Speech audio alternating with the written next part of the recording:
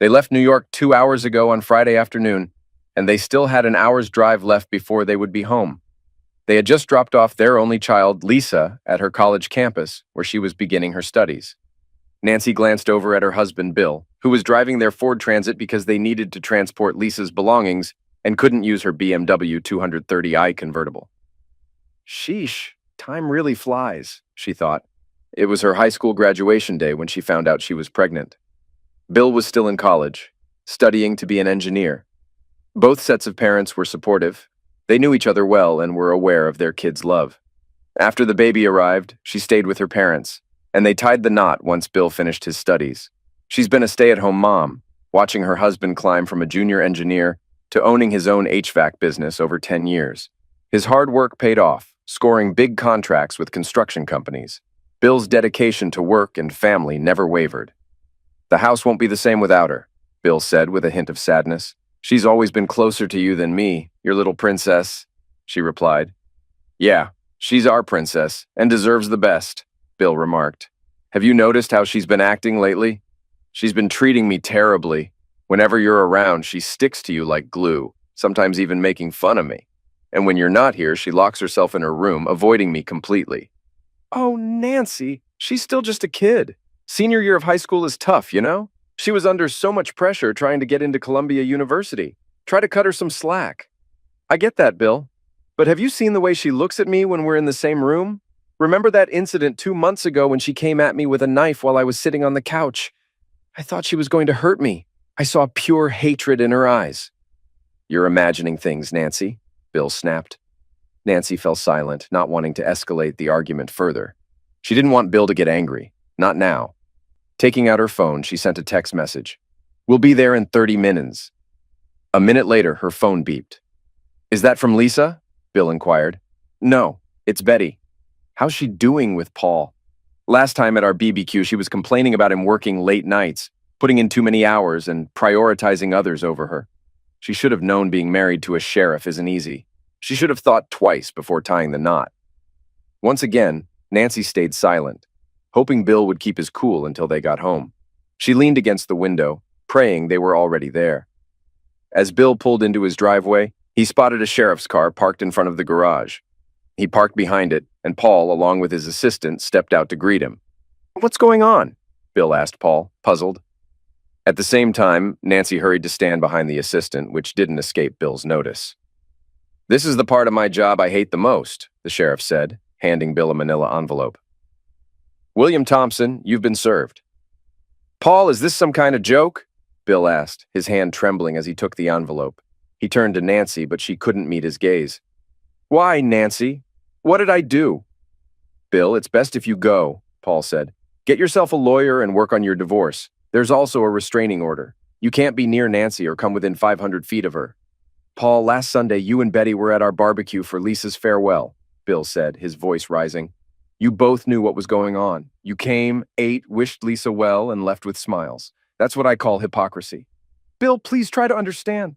"What do you want me to understand, Paul? That you're a jerk?" Bill shouted. "And you, Nancy, you betrayed me!" He glared at her with anger. "If you didn't love me anymore, you should have just told me. I would have agreed to a peaceful divorce. The restraining order is already in place. It's best for you to leave now," Paul said, trying to remain calm. Bill stomped over to his van, angrily tossing the envelope onto the passenger seat. He slammed the door shut and then marched back to confront Paul. "I need my stuff.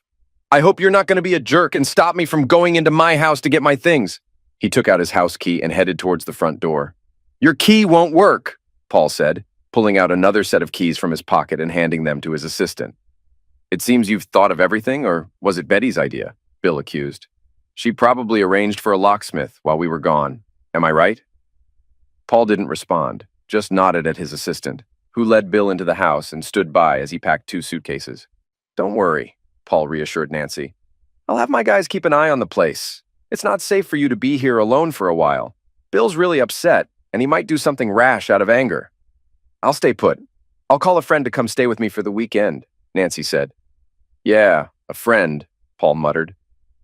Bill brought out the suitcases and placed them in the back of the van. The assistant gave Nancy the keys. Bill then opened the envelope and started reading the divorce papers. "Bill, you got your stuff. It's time to go," Paul instructed. Hold on. This woman wants half of my business, half of our savings, the house, her car, and monthly alimony. She's trying to take me to the cleaners, Bill exclaimed angrily. Bill, if you don't leave, I'll have to arrest you, Paul warned, reaching for handcuffs. No need, Paul. I'll sign the papers now and disappear, Bill said, grabbing a pen and signing where indicated. Can you witness this and give me my copy? Nancy, Paul, and his assistant were stunned. They never expected Bill to agree to the terms. Nancy smiled, feeling fortunate. She got everything she wanted and was finally free of her husband and daughter. Paul signed as a witness and handed Bill his copy. Bill got into his van. Who is he? How long have you been with him? Bill demanded angrily.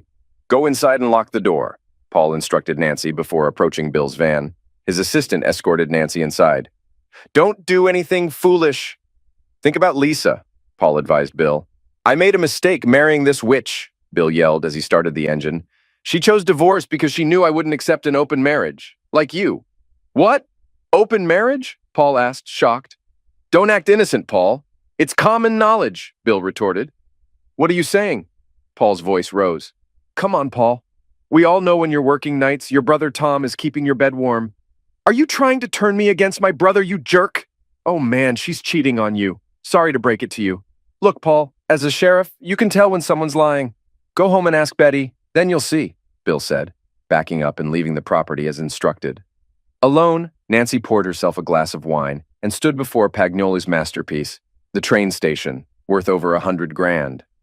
He left it here, his loss, she thought with a wicked smile. She picked up her phone and dialed a number from her speed dial.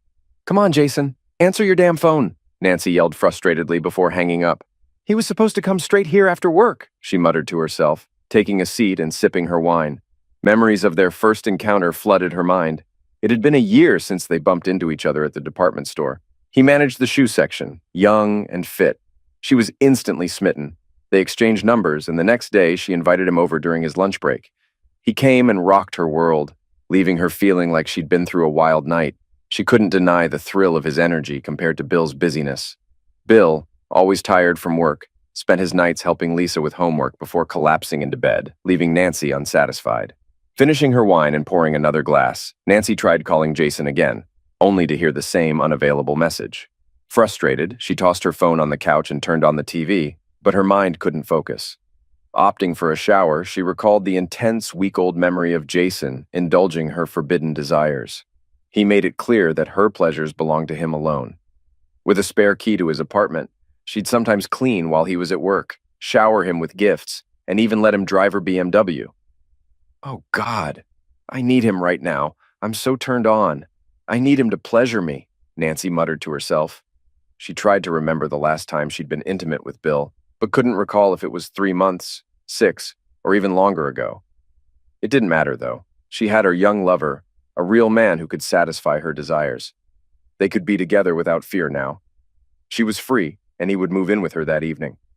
After her shower, Nancy returned to the living room, grabbed her cell phone, and cursed again. Where are you, Jason? Why won't you answer the damn phone? Frustrated, she went to the kitchen and made herself a light dinner. Damn, I can't leave the house or I would have driven to his place. Then something on the TV caught her attention. Rushing back to the living room, she turned up the volume and watched in horror as Paul, in handcuffs, was escorted to a police car. Sheriff Paul Anderson ended his wife in the head and then drove to his brother's workplace, where he ended him 5 times. Both the wife and the brother are passed, the news anchor reported. Nancy switched off the TV and sat down, shocked. Oh, Betty, I warned you to be careful, she cried. That night, she couldn't sleep at all. It was the first time she felt truly alone. Her husband was gone, her lover unreachable, her best friend dead, her daughter distant, and her parents deceased. The only one left was her sister, who lived 300 miles away with her husband Tom. Saturday passed by with still no word from Jason. She felt both anxious and frustrated. He could at least leave a message to let me know what's happening, Nancy repeated in her mind. Sunday morning, she decided to drive to Jason's apartment. As soon as she stepped inside, she sensed that something was off. The walls were bare, electronics were missing, and his closet and bathroom were empty. She collapsed onto the bed. He's gone! He left without a word, Nancy cried. How could he do this? He was the one who suggested divorcing Bill and moving in with me, getting married after the divorce was final. She left the apartment and drove to the department store, hoping to find Jason at work. Instead, she met one of his coworkers, who informed her that Jason had asked to leave work on Friday morning to retrieve his wallet but never returned. Later that day, he sent a resignation email to their boss. Nancy walked to her car, tears streaming down her face. "Why did he do this to me?" she sobbed. On her way home, she stopped at a gas station and was shocked to find out that both her credit and debit cards were declined. Frustrated, she paid with the last of her cash. At home, she drowned her sorrows in alcohol. Monday morning, she went to the bank and spoke with the manager. She was shocked to learn that there was less than $5 left in her joint account. "Mrs. Thompson, your husband visited the bank last Friday and closed your joint credit card," the manager explained. "He also informed us of your divorce and that he wouldn't be responsible for the mortgage on the house or your car anymore." "That's a mistake. My car was paid off and the house mortgage should have been settled," Nancy said, bewildered. "We have paperwork showing a car loan and a second mortgage on the house for your daughter's university fees," the manager replied. "But why is there no money in my account?" Nancy asked. "Your account was debited to pay the monthly mortgage and there haven't been any deposits for the last 3 months. Whatever money was there has been used up." "What about my husband's business? There should be monthly transfers from the company's account," Nancy inquired. "Unfortunately, Mrs. Thompson, I can't share Mr. Thompson's account details or business matters with you. But if you don't make upcoming mortgage payments, your house and car could be taken back." "But I don't have a job." "I suggest you discuss this with your lawyer."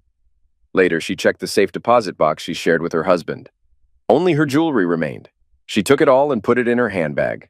Outside the bank, she tried calling Bill on his cell phone, but it was out of service. Perplexed, she called his work number, but it just kept ringing. Frustrated, she dialed Lisa's number. "What do you want, witch?" Lisa snapped angrily. "Is that how you talk to your mother?" Nancy asked, shocked.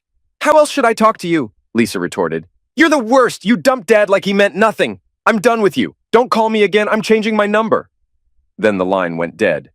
Nancy sat in her car, stunned, gripping the steering wheel. Her thoughts raced as she tried to understand why Jason left without a word, questioning where her plan went wrong. She called her lawyer and secured a same-day appointment for the late afternoon.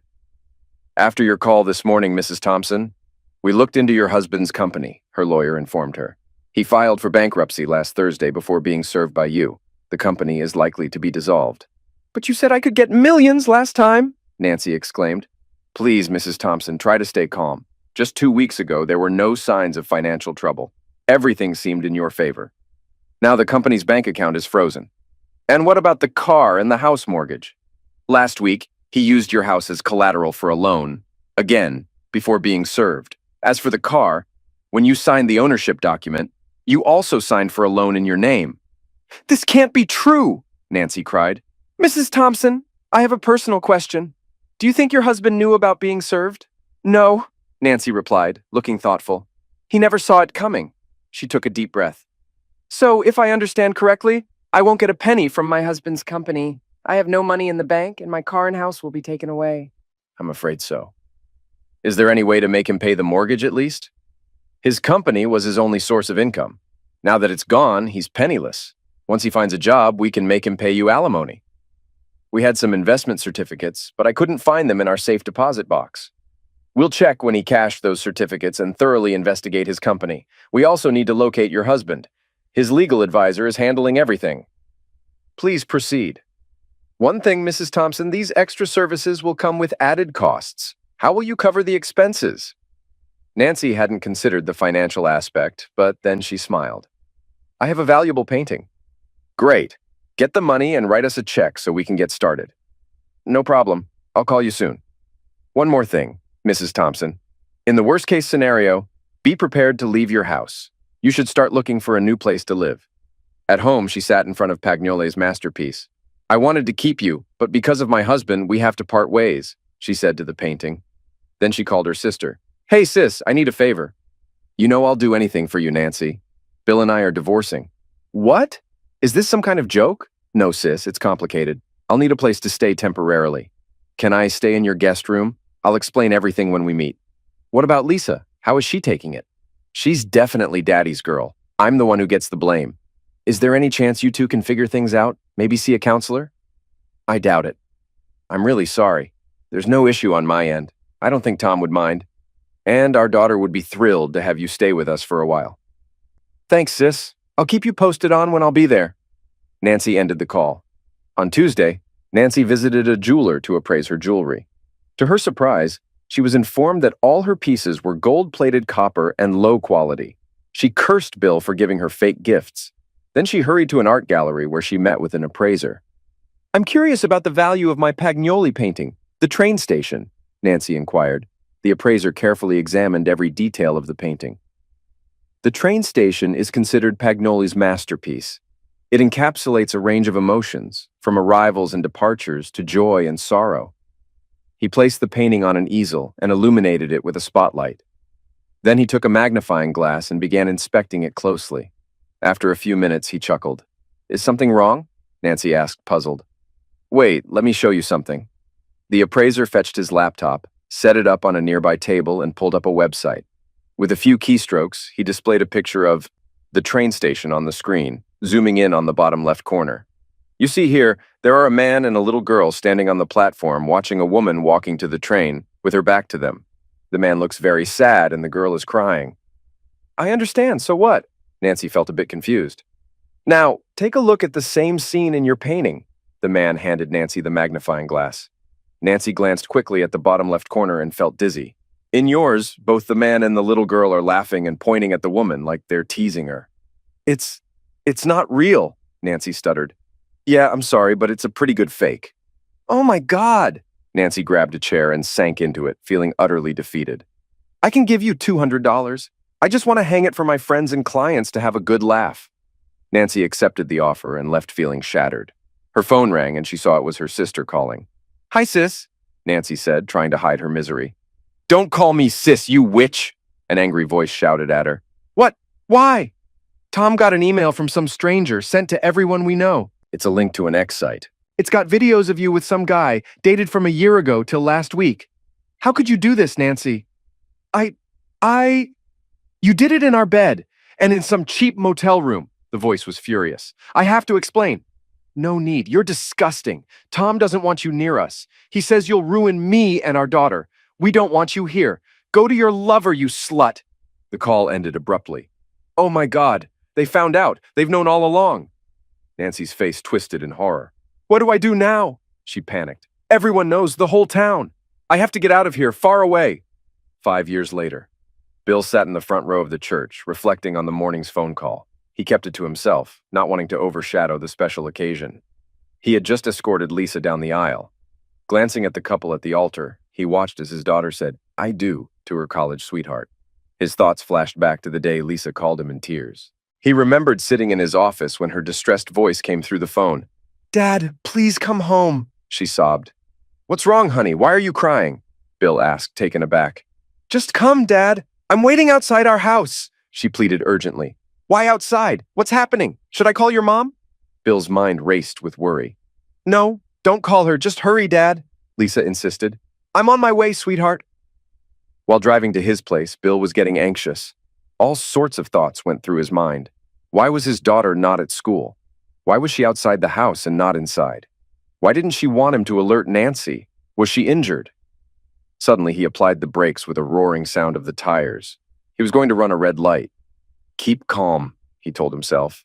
He knew Lisa was working on a project till late the day before. He even helped her and gave her some ideas. Together, they put everything on a PowerPoint file and saved it on a USB flash drive. Lisa was waiting 1 block down the street. Bill stopped the car and she hopped inside. Please don't go to the house, Dad. Okay, Lisa, tell me, what's going on? Bill cut the engine off. I forgot my USB drive this morning while I was rushing to school. I got special permission during lunchtime to come home to pick it up.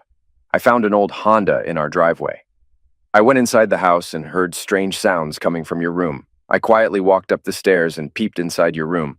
The door was not fully closed. Lisa started crying. Okay, sweetheart, inhale, Bill said in a soothing voice. He stroked her back. Take your time. I saw a man. They were both without clothes. They had closeness, Dad. She's cheating on you, on us, Lisa sobbed.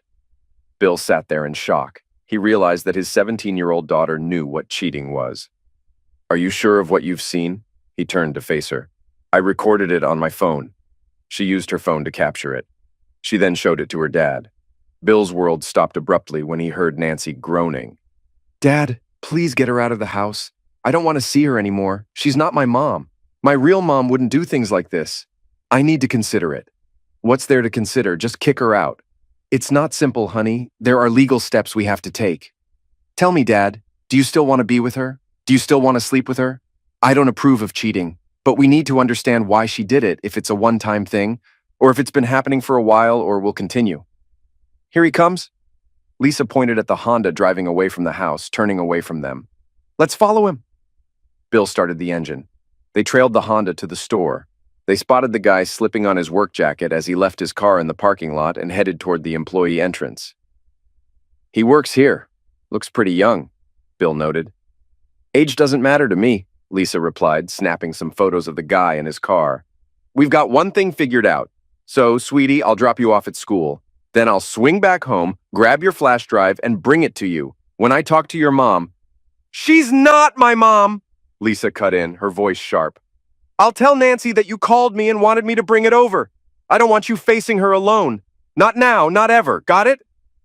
I get it, but why? Because I don't want her catching on that we're on to her. I don't want you accidentally letting the cat out of the bag in your anger. What's your plan? I want to be in on everything you're doing. I need to be kept in the loop. Promise? I'm going to install security cameras in our house. And sure thing, Princess, I promise to keep you updated. I love you, Dad. Lisa hugged Bill. Love you too. Now, take me to school and hurry back with the USB. My class is starting soon. Bill pulled into the driveway and entered the house. Honey, I'm home. Nancy hurried out of the bedroom, looking surprised. Oh, Bill, it's you. Who else were you expecting? He locked eyes with Nancy. I wasn't expecting you back so soon.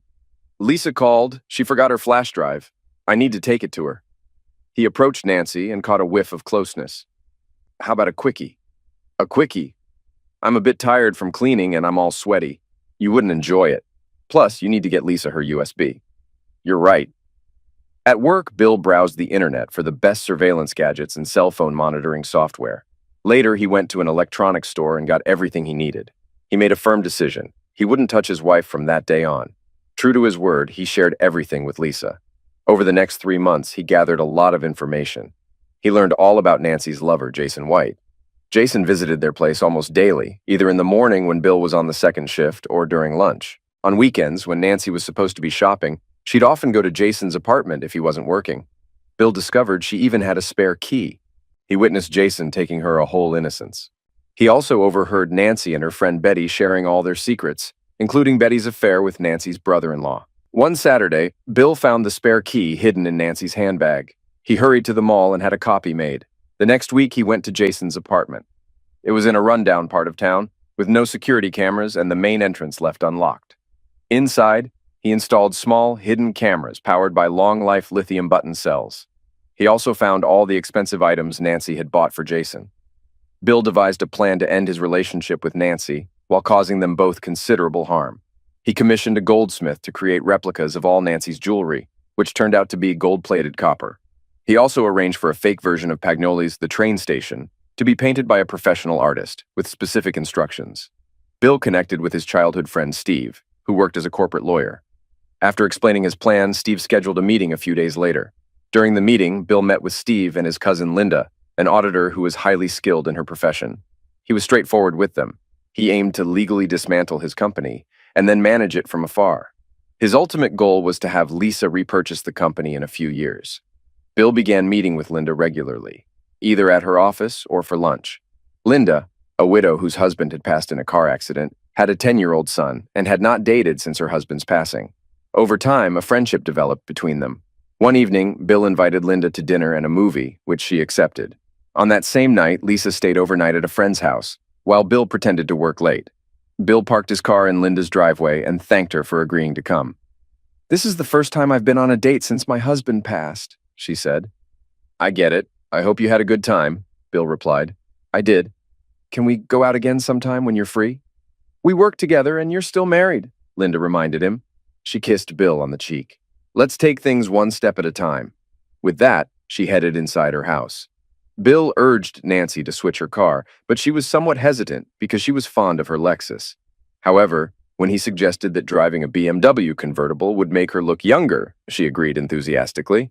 Since the Lexus was paid off, Bill sold it and received cash for it. Then, he secured a car loan for the BMW and put everything in Nancy's name. When Nancy signed the paperwork, she believed it was solely for the ownership certificate. Unbeknownst to her, among those documents were others that would later cause problems for her.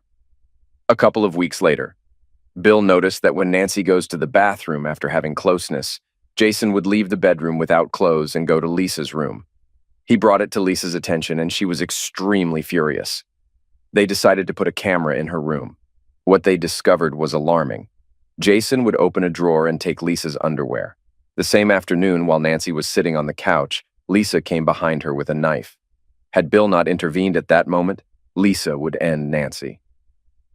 Later in the evening, Lisa told her father that she would not have been imprisoned had she ended Nancy, because she was still a minor. Bill wasn't surprised when he overheard Jason persuading Nancy to divorce him and take him for everything he had. But what the couple didn't realize was that Bill was already ahead of them. He knew Nancy often let Jason drive the BMW and even have closeness with her in the back seat. He also knew when Nancy consulted a divorce lawyer recommended by Paul, and he was aware the lawyer would investigate his company and assets. Waiting a couple of days, he took out a second mortgage on his house to cover Lisa's full tuition fees. The next day, he filed for bankruptcy, timing it so that Betty would change the locks on their house when they were away in New York.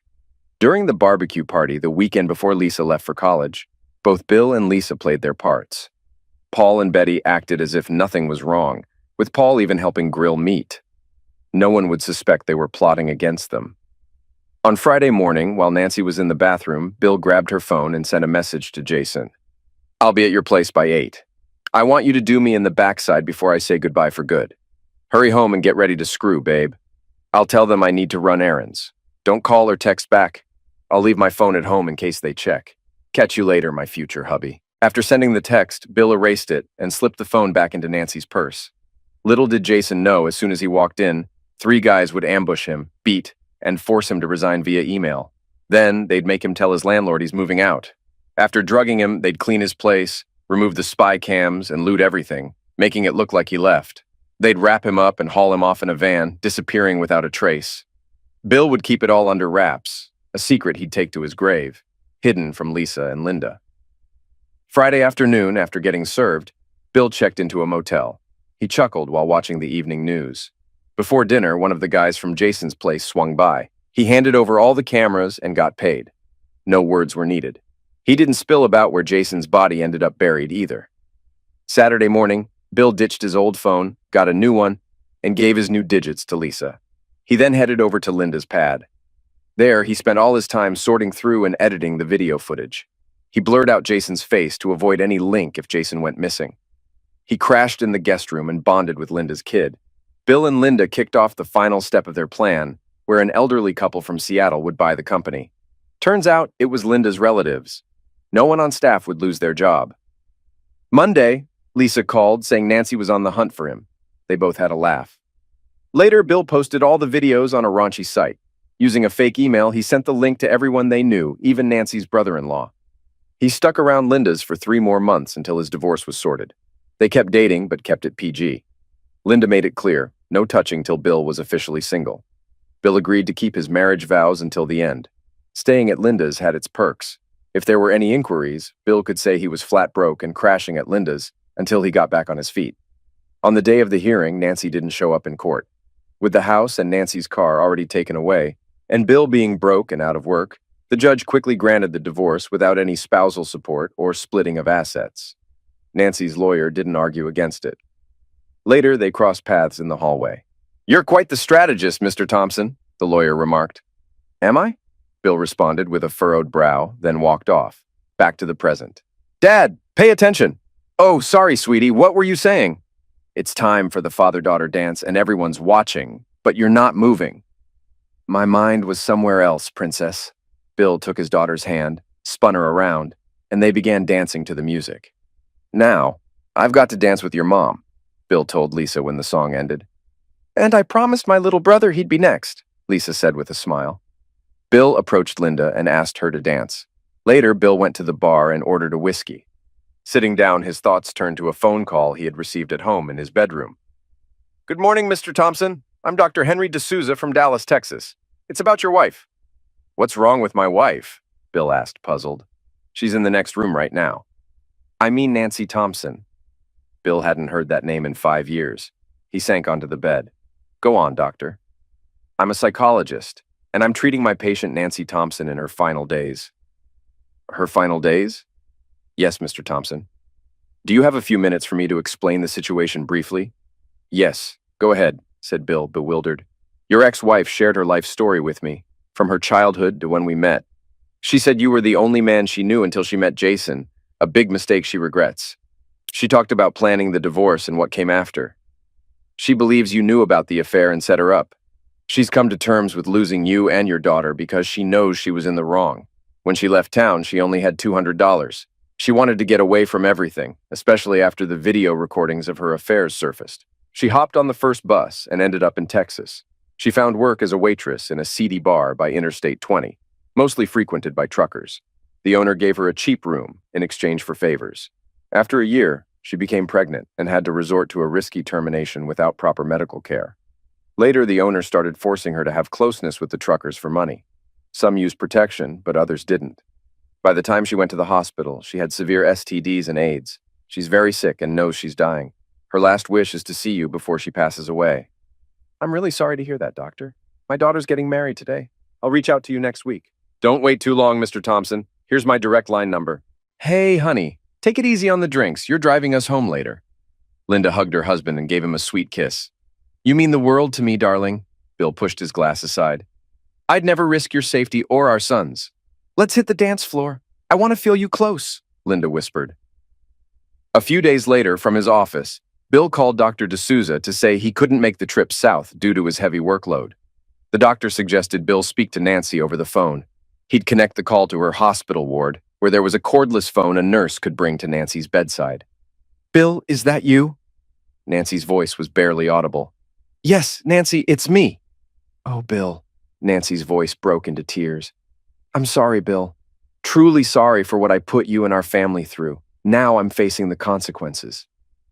I've forgiven you, Nancy. I've moved forward with my life, and I'm happy. Bill paused, taking a deep breath. I actually owe you thanks. After our divorce, I married an amazing woman, and we have a son together. Lisa considers her mom, and they have a great relationship. By the way, Lisa got married last Saturday. The wedding was beautiful, and her mom made sure everything was perfect. We're both looking forward to being called grandparents. Bill could hear Nancy sobbing on the other end. There was a commotion in the background of Nancy's hospital room. He waited patiently until a frantic voice interrupted. Mr. Thompson, I'm Nurse Angelica. I'm sorry, but I have to end the call. And the line went silent. Bill glanced at the family photo on his desk, smiling to himself. He who laughs last, laughs best, he murmured.